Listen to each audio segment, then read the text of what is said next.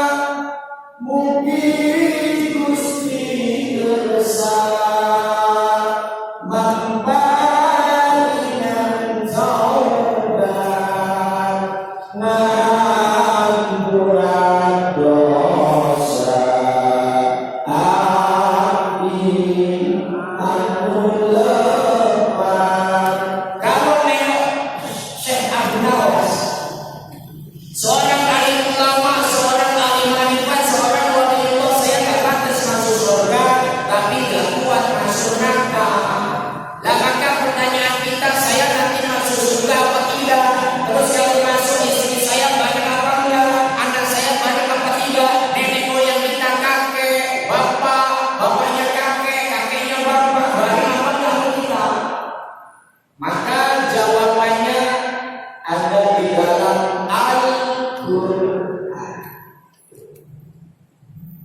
lagi saya tekankan kembali, kata-kata suami sibuk ibadah sendiri. Kata-kata suami ibu sibuk hanya untuk dirinya sendiri ibadah. Tekun dia sholat, khusyuk dia sholat, rapi dia sholat, tapi istrinya biasa-biasa saja. Ibadahnya dibikin slow, tidak serius kayak suaminya. Anaknya biasa-biasa saja, tidak didisiplinkan. Padahal gara-gara anak orang tua bisa masuk neraka, gara-gara istri suami bisa masuk neraka, maka ini harus balance, harus imbang. Dan terus kalau kita permintaannya, ya Allah, saya ingin masuk surga pada istriku, ya Allah, saya masuk surga pada anak-anakku, ya Allah, saya masuk surga pada bapakku, ibuku, dan nenekku, ya Allah. Bagaimana caranya? Al-Quran yang menjawab. Mari kita kasih bisa. Bismillahirrahmanirrahim.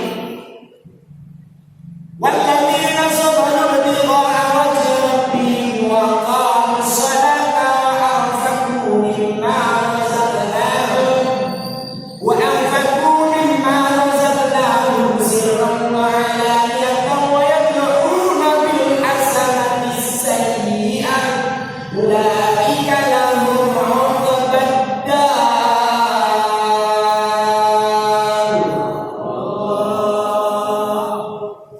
Dan orang-orang yang sabar karena mengharap keridhaan Tuhannya, melaksanakan sholat dan menginfakkan sebagian rezeki yang kami berikan kepadanya secara bersembunyi atau terang-terangan, serta menolak kejahatan dengan kebaikan, orang itulah yang mendapat tempat kesudahan yang baik.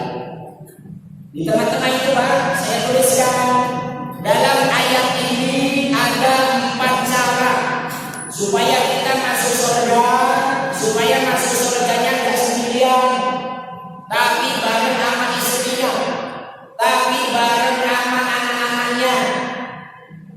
Nanti bendahara kita tanya, Pak Dr. Sendang, Ustaz, dan kalau istri saya yang sudah meninggal, itu nanti bareng dengan saya masuk surga apa tidak? Pak Endang, istri yang sudah meninggal nanti pilih bareng masuk surga. Dia jangan kali lagi.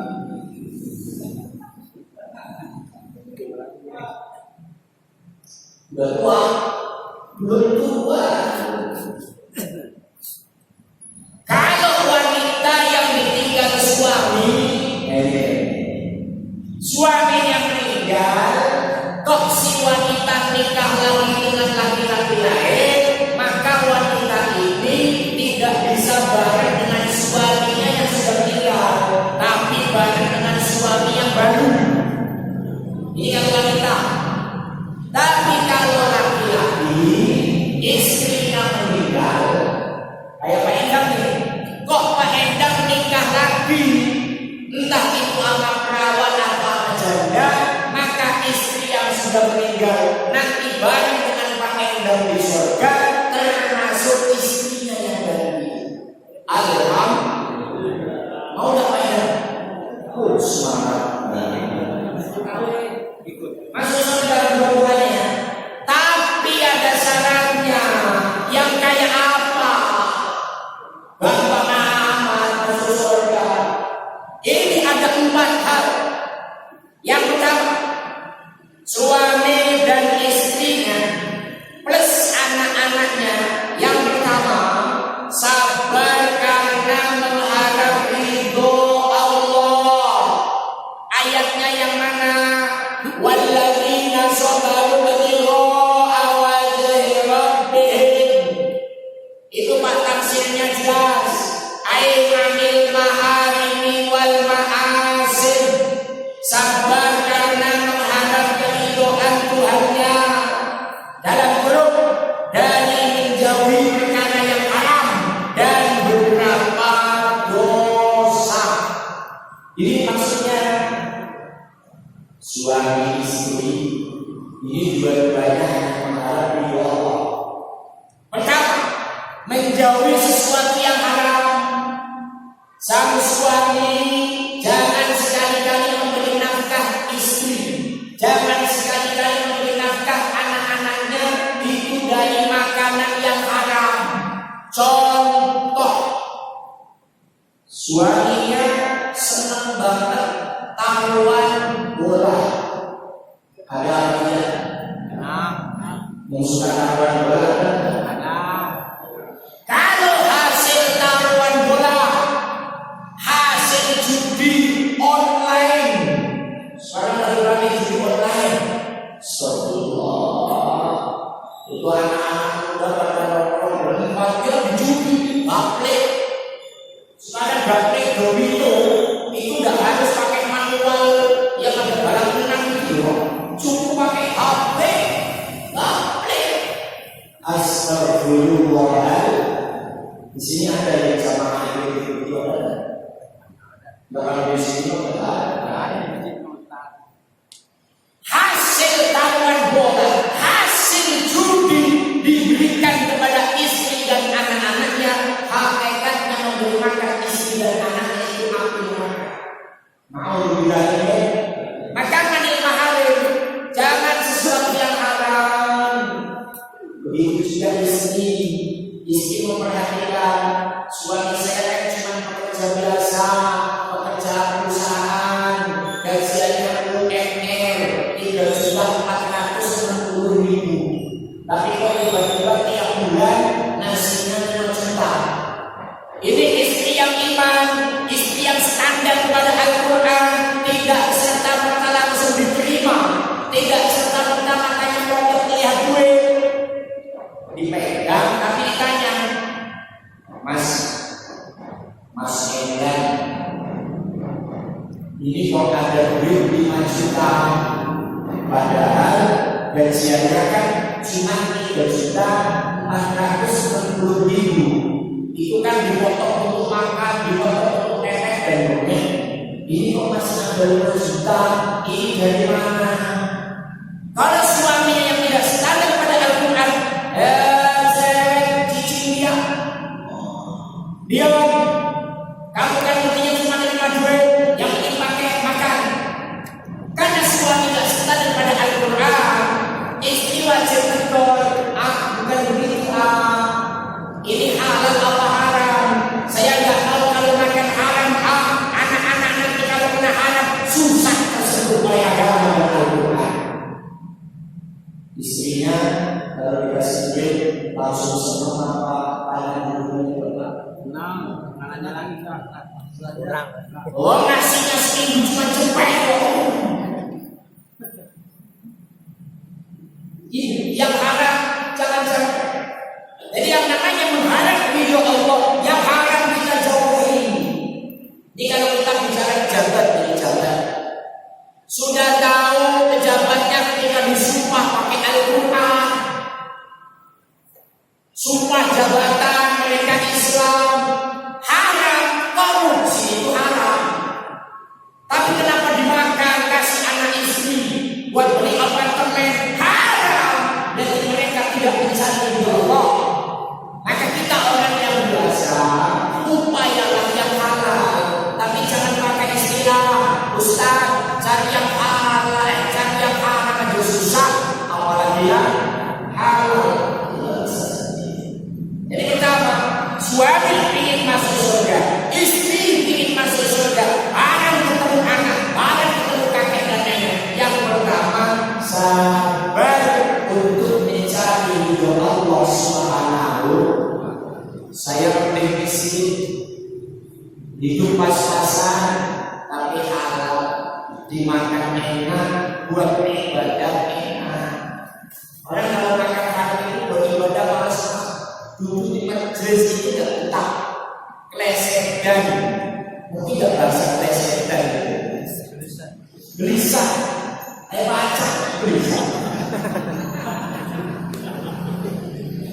Saya tanya kenapa aja makan haram, cuma beli merah.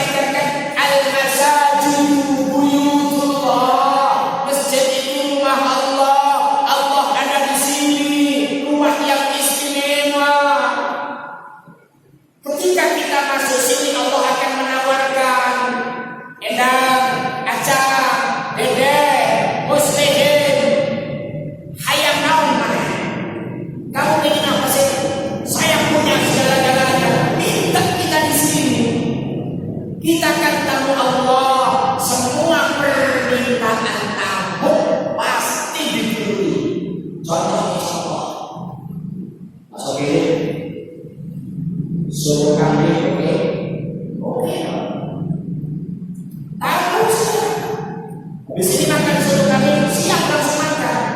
Ini cuma filosofi, tapi enggak banyak bercanda.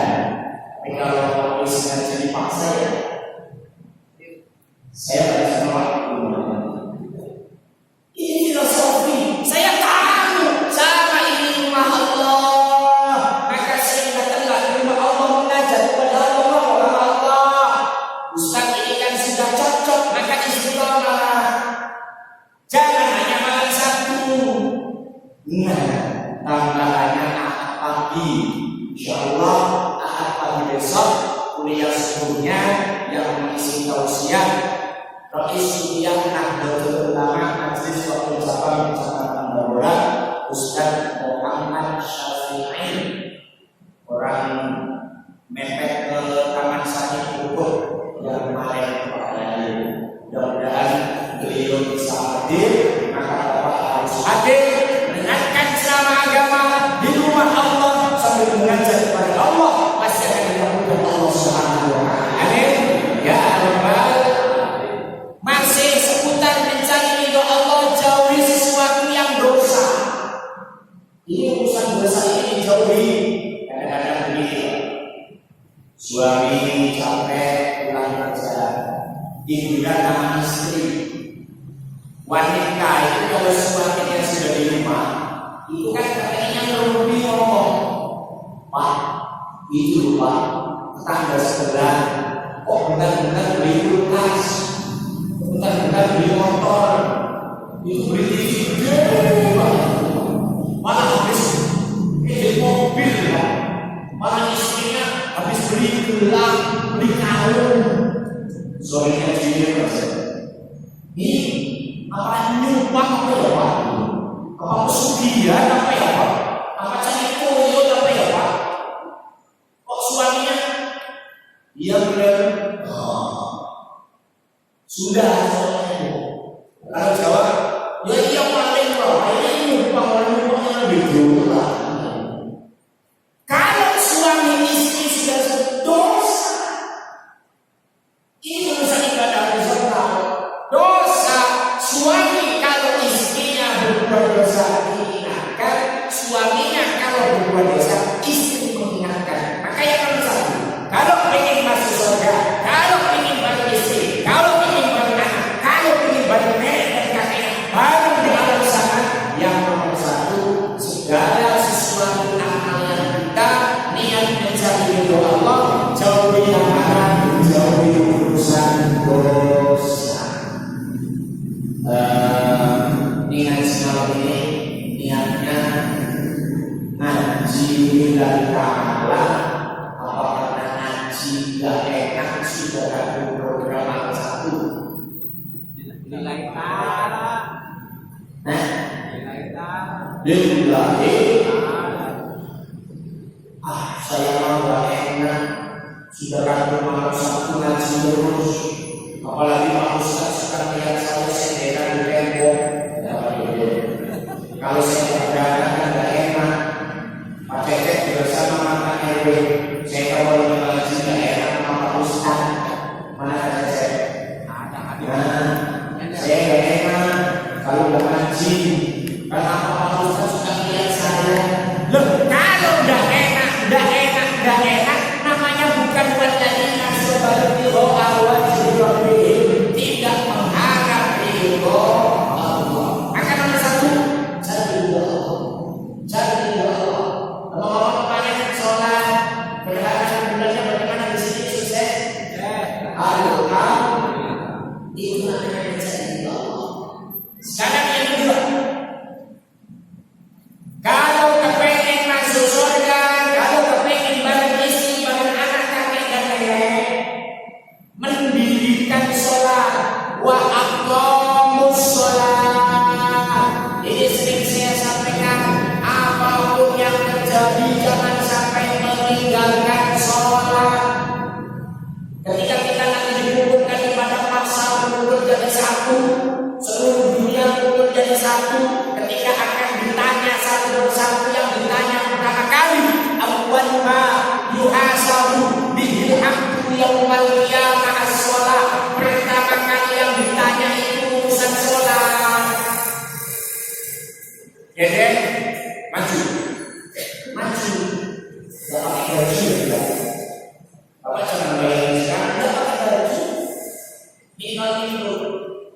Kalau tinggal tidur, gak ada yang pakai baju, baca pakai baju, muslim, pakai.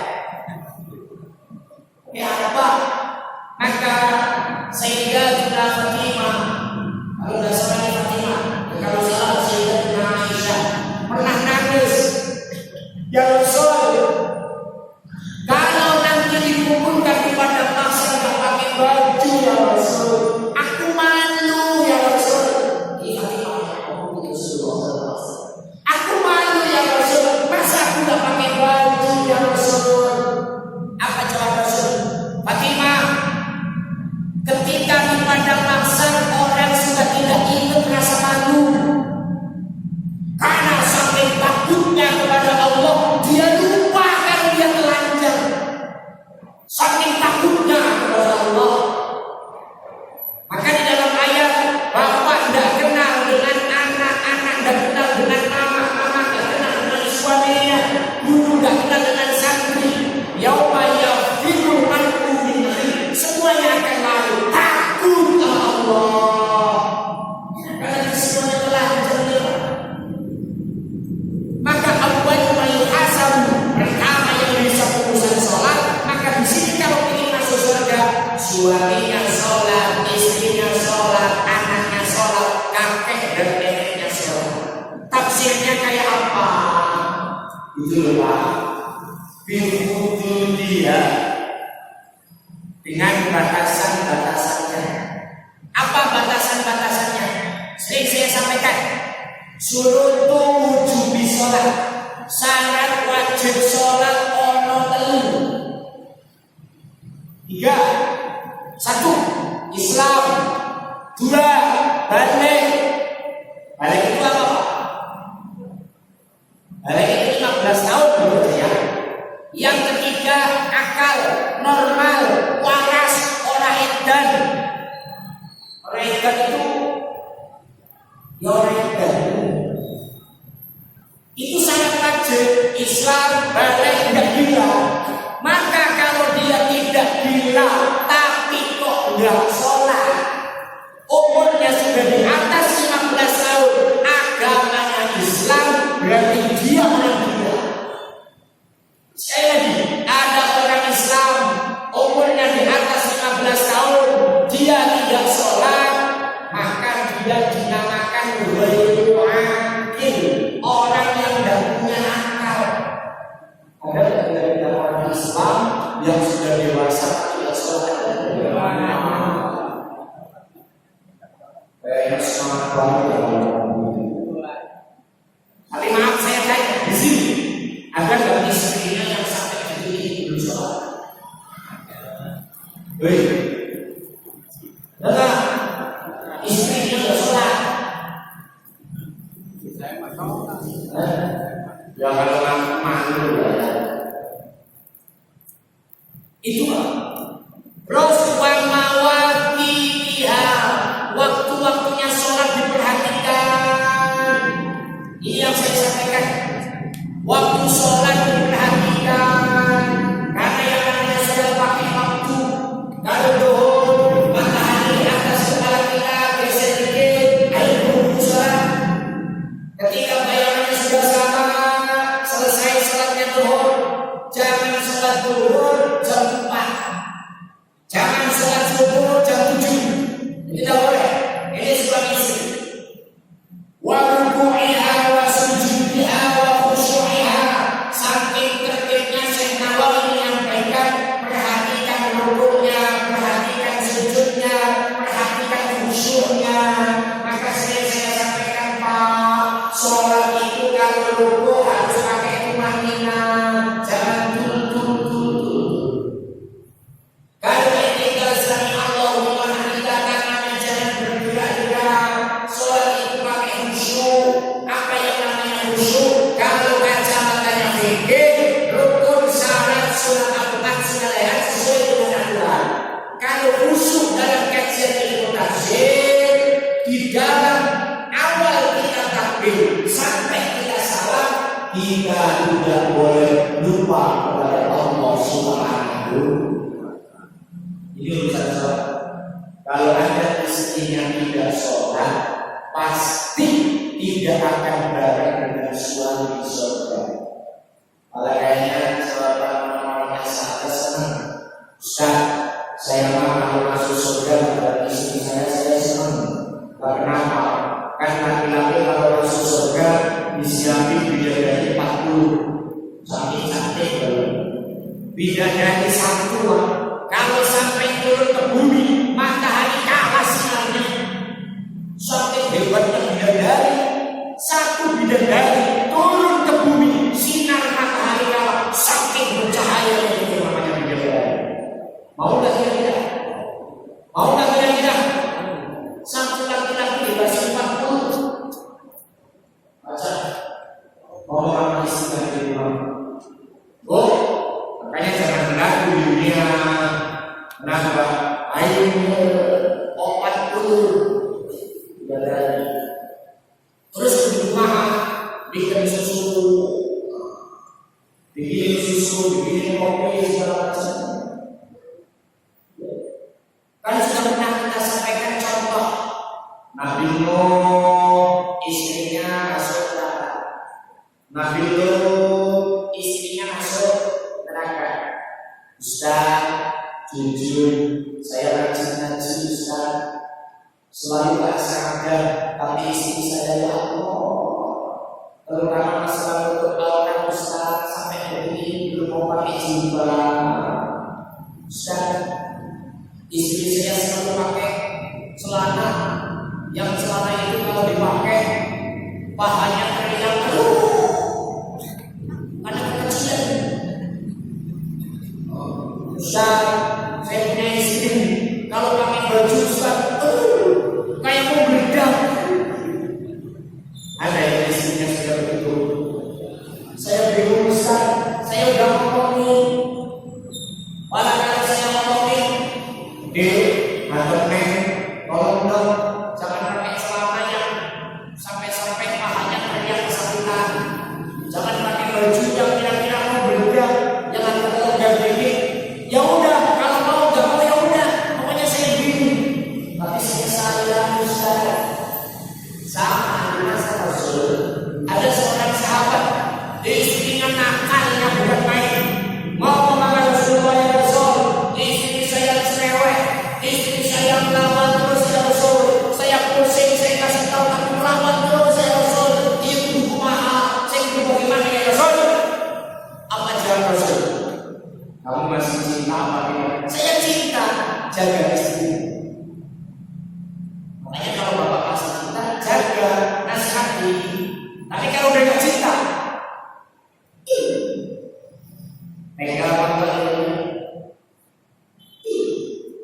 cerai. Tapi bahasa cerai siap. Cari yang menyayangi. Pak Cacet setuju banget. Cari yang menyayangi. Ini tidak bisa dibiarkan saja. Tapi cari yang betul. Kenapa Cacet? Istri saya itu sudah setia. Yang ketiga, menginfakkan istrinya. Wa anfaqu mimma razaqnahum ay 'ala alladziina yajibu 'alaihim al-infaq lahu min zawjah. Ayat maksudnya kita harus ngasih nafkah kepada istri kita. Jangan kok bapak menikahi seorang wanita, wanitanya tidak dikasih nafkah. Wakorobatu dan saudaranya, wajib dan orang lain.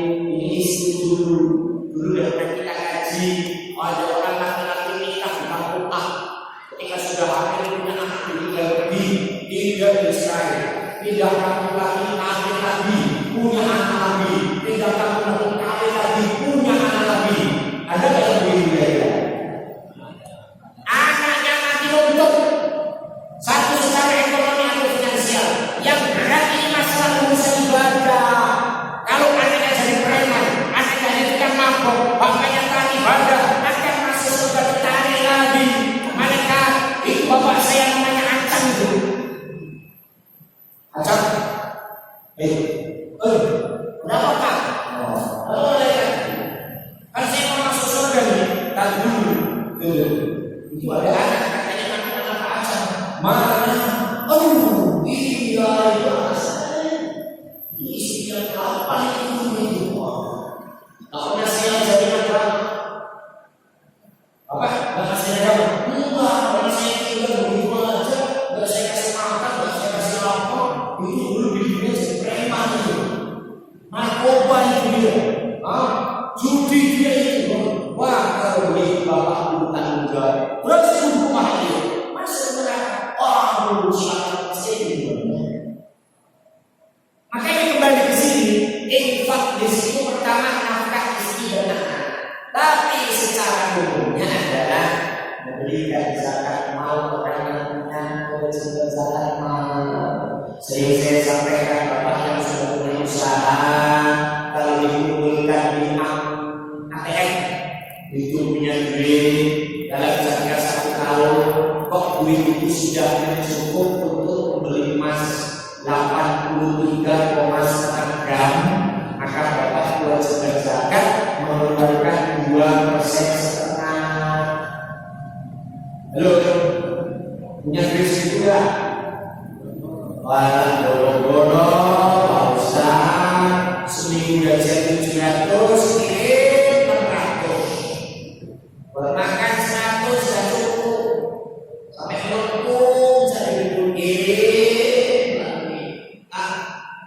Tapi bagi yang punya harta, kalau punya harta sampai pengumpulan 1 tahun, hasil kerja, hasil dagang itu umpama 50 juta, itu umpama 100 juta, akan dipotong 2,5%. Wa anfaqu mimma razaqnahum, istrinya kita dapat iman, ini ada haknya fakir miskin, ada haknya pada duafa, maka kita harus berbagi mah.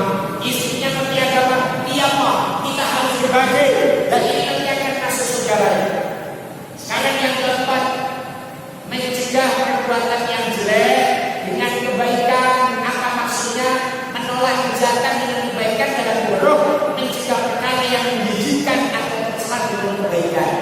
Nanti yang lebih gampang begini, kalau habis berbuat jelek tapi upayakan jangan berbuat jelek, buru-buru bertobat, buru-buru istighfar kepada Allah Subhanahu wa Ta'ala.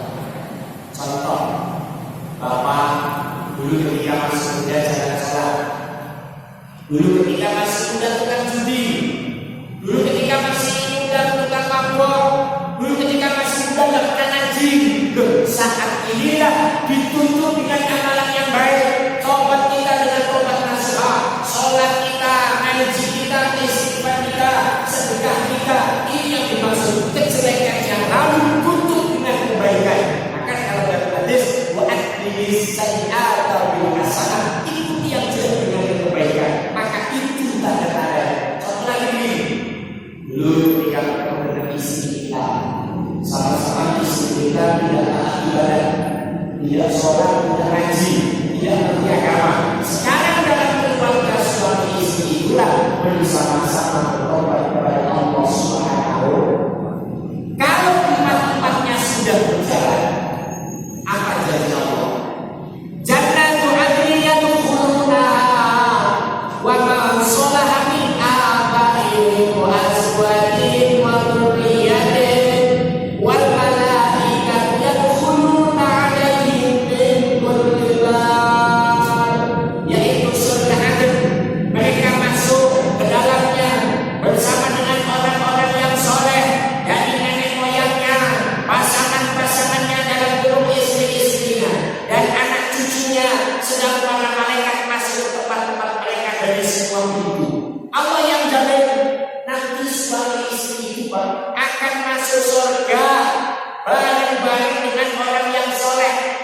Dimaaf, dengan orang-orang yang soleh dari nenek moyang. Pak Ustaz, kakek saya nggak Islam, cuma agama Jawa. Pak Ustaz, kakek saya nggak Islam, cuma agama kepercayaan. Nggak bisa. Pak Ustaz, kakek saya nggak sholat. Nggak bisa. Kan definisinya warna sholat. Orang-orang yang soleh dari nenek moyang. nenek moyang yang tidak soleh tidak bisa bareng dengan kita. Contoh yang jelas, Rasulullah Shallallahu Alaihi Wasallam tidak bisa bareng dengan paman Abu Jahal, tidak bisa bareng dengan paman Abu Lahab, tidak bisa bareng dengan orang-orang yang mengkafirinya. Itu Rasulullah. Sama Allah menegaskan, barangnya kita dengan istri, dengan anak kita, dengan nenek moyang kita, tapi mereka yang soleh, mereka yang Islamnya sama, imannya sama, amalnya sama kehadapan Allah Subhanahu. Kan? Bapak juga jangan heran kalau anak bapak nakal. Nabi Nuh yang anaknya nakal dan masuk surga. Istri Nabi Nuh, istrinya nakal, maka Nabi Nuh nanti masuk surga. Nabi yang agak sedih juga, Pak. Punya anak, anaknya tidak masuk surga. Punya istri, istrinya tidak masuk surga. Nabi Nuh punya istri, istrinya tidak masuk surga. Maka insya Allah kita semua ini istri dan anak kita bisa masuk surga baik-baik. Syaratnya 4. Yang pertama, jauhi yang haram, jauhi dosa, mencari Allah. Yang kedua, sholat bersama. Ya, tekankan anak-anak kita. Maka kalau ada acara kuliah subuh di masjid kita ini, bangunkan anak-anak kita untuk rajin berjamaah. Saya salut dengan komunitas Islam yang sana itu, Islam yang sebelah itu, ormas Islam yang sebelah itu. Saya salut kalau subuh-subuh anak-anak kecil rajin diajak sholat bersama. Tapi kalau komunitas kita, lingkungan kita, anak-anak kecil susah kalau diajak sholat subuh. Apa masalahnya? Karena bapaknya juga susah, karena mamanya juga susah. Yang ketiga, mengingatkan diri kita. Karena sebagai diri kita ingatkan kalau urusan kewajiban zakat tidak zakati. Yang keempat, setelah berbuat kebaikan, buru-buru tobat ke hadapan Allah Subhanahu wa Ta'ala. Mudah-mudahan kita mampu menjalankannya